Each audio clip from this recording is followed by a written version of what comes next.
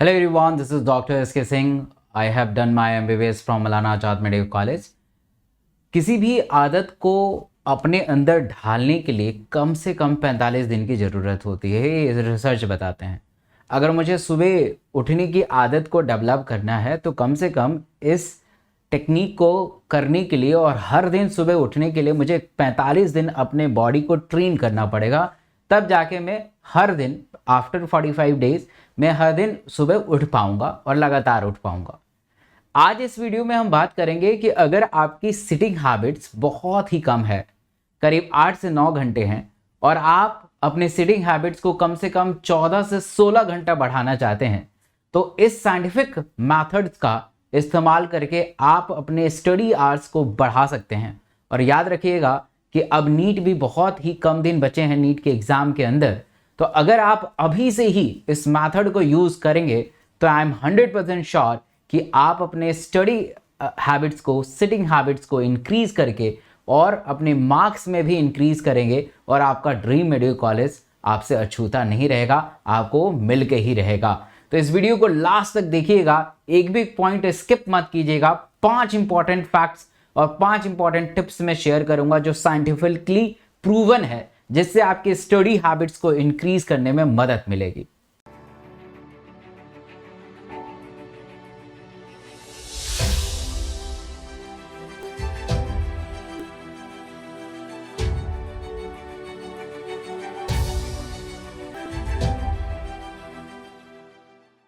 तो sitting habits इस video के देखने के पहले आपकी 8 to 9 आवर्स होगी, मान लीजिए होगी, बट इस वीडियो को देख लेंगे after the watching of this video करीब 14 से 16 घंटा आपकी स्टडी हैबिट्स बढ़ सकती है। तो tips number first, don't make time table. क्योंकि हम बचपन से जब से पढ़ते आ रहे हैं टाइम टेबल बना के ही पढ़ते आ रहे हैं, और टाइम टेबल कभी भी फॉलो नहीं हो पाता है। तो कभी भी आपको टाइम टेबल फॉलो नहीं करना है कि हम इतने बजे उठेंगे, इतने बजे ब्रेकफास्ट करेंगे, इतने बजे सोएंगे, है ना, और सुबह 10 से 11 बजे हम बायो पढ़ेंगे, फिर उसके बाद केमिस्ट्री पढ़ेंगे 12 से 2 बजे। ये कभी 1 या 2 दिन के लिए बहुत अच्छा लगता है, बट अगर आपको लॉन्ग टर्म तक खेलना है तो आप टाइम टेबल के सहारे बिल्कुल नहीं खेलेंगे। तो क्या करना है बेटा, टू डू लिस्ट बनाना है कि आज मुझे क्या करना है, आज जो मेरा टारगेट है वो क्या करना है। तो अभी मैं आगे बताऊंगा ये टू डू लिस्ट का कैसे इस्तेमाल करेंगे, राइट। तो आपको आज का टारगेट बनाना है, कल का नहीं। आज आप क्या करेंगे, प्रेजेंस में जीने की आदत डालिए। अगर आप फ्यूचर के बारे में सोचेंगे तो आपका प्रेजेंट खराब हो जाएगा, ठीक है, कि आप सोचेंगे कि अरे हम तो वो डॉक्टर बन जाएंगे, हमसे ये नहीं हो रहा है। और अगर आप पास्ट का भी सोचेंगे तब भी आपका प्रेजेंट सही नहीं हो पाएगा, क्योंकि पास्ट में आपने बहुत सारे टाइम को वेस्ट किया है। तो इसलिए प्रेजेंट में रहने की कोशिश करिए, टू डू लिस्ट के सहारे आप पढ़िए। टिप्स नंबर 2 बहुत इंपॉर्टेंट है, कीप इन माइंड कि आपका जो ये पढ़ाई जो है आपकी लाइफ को बदलने वाला है, और ये जो आपका पढ़ाई है आपकी फाइनेंशियल स्टेबिलिटी को लाने वाला है, आपके घर परिवार की स्थिति को बदलने वाला है। जिस स्थिति में आज आप हैं, आप आने वाले 5 से 7 साल में आपकी स्थिति बदल जाएगी, ठीक है। आपके पास ऑर्डिनरी फोन है तो आईफोन होगा, गाड़ी नहीं है ना, 2 व्हीलर है तो आपके पास गाड़ी होगा, घर नहीं है तो घर होगा। ईप जो आज आप पढ़ाई करने वाले हैं और ये 2 महीने की पढ़ाई करने वाले हैं, इस 2 महीने की पढ़ाई से आपको पूरा का पूरा चेंज नजर आएगा। और ये चेंज मेरे अंदर भी आया हुआ है 7 से 8 साल में। ये जो चेंज मैंने भी देखा है, मैंने कभी सोचा नहीं था कि मैं गाड़ी में सफ़र करूंगा, मेरे पास कार हो, मैंने कभी सोचा नहीं था, ट्रस्ट में कभी नहीं सोचा था। जब मैं फर्स्ट ईयर सेकेंड ईयर में आया मेडिकल कॉलेज में, तब मुझे लगा था कि एक बार इंटर्नशिप करके जब मेरी ड्यूटी लगेगी तो मैं कार छोटा मोटा ले लूँगा। कभी नहीं सोचा था कि दिल्ली में 2-3 घर होंगे, कभी नहीं सोचा था। तो मेरे अंदर जो बदलाव आया है ये सिर्फ पढ़ाई की वजह से आया है। मेरे पिताजी इतने रिच नहीं हैं, ठीक है, उनके पास इतना बहुत सारा पैसा नहीं है, ये सब चीज़ मैंने खुद किया है। तो आप भी कर सकते हैं, जब मैं कर सकता हूं तो आप भी कर सकते हैं, और ये 100% होके रहेगा। तो ये पढ़ाई जो है आने वाले 5-7 साल में आपकी पूरी जिंदगी को बदल सकता है, आपकी फाइनेंशियल स्टेबिलिटी को ला सकता है, और आपको एक बेहतरीन दिशा मिलेगी इससे। टिप्स नंबर 3, अब यूजली होता क्या है कि हम क्या करते हैं कि 1 घंटा पढ़ते हैं, 15 मिनट का ब्रेक ले लेते हैं और फोन पे बातें करना शुरू कर देते हैं।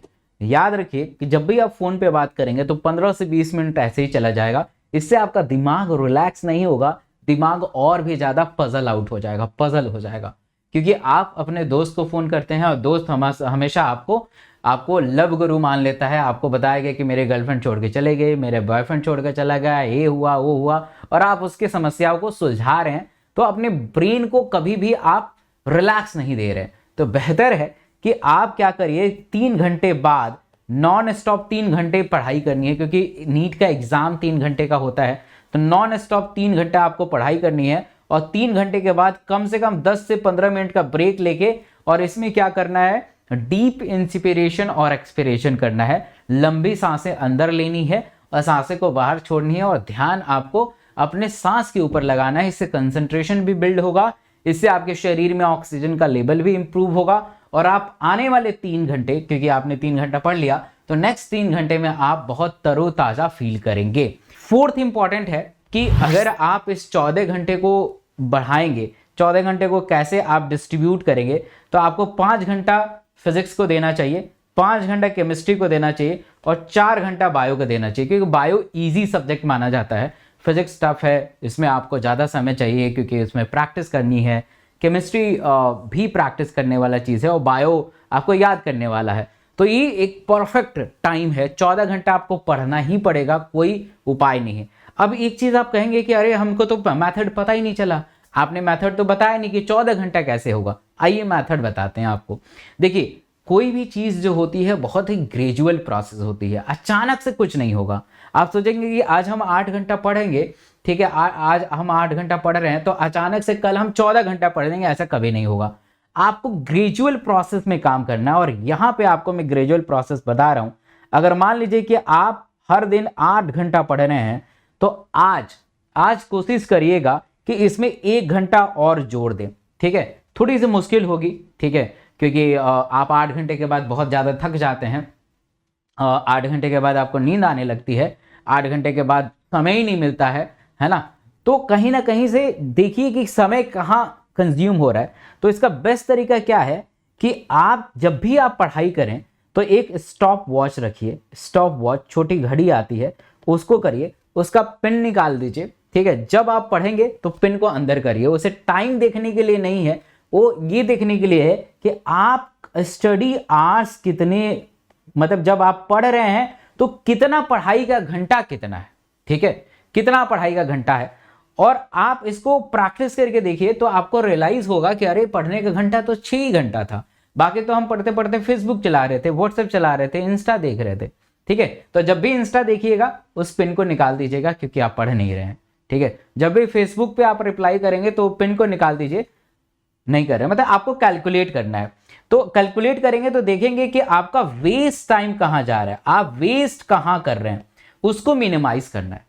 आप वेस्ट कर रहे हैं इंस्टा के रील देखने में, आप वेस्ट कर रहे हैं यूट्यूब के फालतू फालतू वीडियो को देखने में, आप वेस्ट कर रहे हैं मैसेज को रिप्लाई करने में, आप वेस्ट कर रहे हैं कॉल पे बात करने में। तो इन सब चीज को रिड्यूस आउट करना है, ठीक है, रिड्यूस आउट करना है, और धीरे से, मतलब हर दिन 1-1 घंटा बढ़ाना है। तो एक दिन आप 1 घंटा बढ़ाए, इसे 2-3 दिन कंटिन्यू रखना है, 9 आवर्स कंटिन्यू रखना है। फिर आपको फिर से 1 दिन बाद, मतलब 3-4 दिन बाद फिर से इसमें 1 घंटा और जोड़ना है। ऐसे कर करके कम से कम इसमें 15 दिन लगेगा। 15 दिन बाद आपको टारगेट अचीव करना है 14 घंटे का। तो it is a gradual process. अब एक छोटा सा उदाहरण से समझिए कि आप कभी दौड़ते नहीं हैं, ठीक है, और आप कभी दौड़ते नहीं हैं, और मैंने कहा कि आपको 5 किलोमीटर दौड़ना है, तो आप दौड़ नहीं पाएंगे। बट अगर आपको मौका मिले कि 5 किलोमीटर दौड़ना है, और आप 1 महीना पहले से प्रैक्टिस कर रहे हैं, 2 किलोमीटर दौड़ रहे हैं, हार जा रहे हैं, थक जा रहे हैं, है ना, वापस घर आ रहे हैं, फिर अगले दिन फिर से 2 किलोमीटर दौड़ रहे हैं, हार गए, वापस आ गए, फिर आपने ठाने कि नहीं यार आज 2.5 किलोमीटर दौड़ जाना, तो 2.5 किलोमीटर दौड़ा, तो थोड़ी सी बॉडी दिक्कत हुई, बट आप 2.5 किलोमीटर दौड़ गए। फिर अगले दिन फिर 2.5 घंटे, फिर 2.5 किलोमीटर, फिर अगले दिन 3 किलोमीटर, मतलब ऐसे ऐसे ग्रेजुअल प्रोसेस का है ना। ग्रेजुअल प्रोसेस में आपको काम करना है। तो आप जितने भी घंटा बढ़ कर रहे हैं, कोशिश कीजिए उसमें 1 घंटा जोड़ने का आज, और 1 घंटा लगातार 4-5 दिन जोड़िए, फिर उसके बाद 4-5 दिन बाद फिर से उसमें 1 घंटा जोड़िए। ऐसे टारगेट को अचीव करना है। तो दिस इज योर टारगेट, कि मतलब मुझे 14 घंटा पढ़ना है तो पढ़ना ही है। और 14 घंटा जब तक नहीं पढ़ेंगे ना तो ये रिदम मेंटेन नहीं हो पाएगा, ये वाला पिक्चर कंप्लीट नहीं हो पाएगा। और जब तक ये वाला पिक्चर कंप्लीट नहीं हो पाएगा तो आप देखिए फिजिक्स केमिस्ट्री में अच्छा नहीं कर पाएंगे। अगर फिजिक्स केमिस्ट्री में अच्छा नहीं कर पाएंगे तो ऑब्वियस है कि आप नीट में अच्छा नहीं कर पाएंगे, और नीट में अच्छा नहीं कर पाएंगे तो अपनी ज़िंदगी में अच्छा नहीं कर पाएंगे। जिस स्थिति में आप पैदा हुए हैं उसी स्थिति में मर जाएंगे। आपकी फैमिली, आपके मम्मी पापा आपके मतलब कि देखते रह जाएंगे कि यार मेरा बेटा और बेटी मेरे ज़िंदगी को उत्थान करने के लिए पैदा हुए थे और हमारी ज़िंदगी ऐसे ही रह गई है। तो आप मनुष्य हैं, आप हर चीज़ कर सकते हैं, आपके अंदर वो सारी कैपेबिलिटी है, बस थोड़ा सा जरूरी है कि उस कैपेबिलिटी को इन्हांस करनी। टिप्स नंबर 5 बहुत इंपॉर्टेंट है कि मेरे टेलीग्राम से जुड़ जाइए, जहाँ पे सारे के सारे मैं शॉर्ट नोट्स शेयर करता हूँ, PYQ टैगिंग करता हूँ कि हर साल के कितने क्वेश्चन आए हैं उसका टैगिंग करता हूँ, MCQ भेजता हूँ और डेली टारगेट भेजता हूँ, जिससे आप एक इस करिकुलम से जुड़ जाएंगे और आपकी पढ़ाई एक बेहतर रफ्तार पे आ जाएगी। तो ऐसा अगर करेंगे तो आप बहुत अच्छा करेंगे, ट्रस्ट मी। और आपको 14 घंटा करके दिखाना है। मुझे इस वीडियो के कमेंट में बताइएगा कि अभी कितना घंटा पढ़ रहे हैं और टारगेट कितने दिनों में आप अचीव कर पाएंगे। Thank you so much.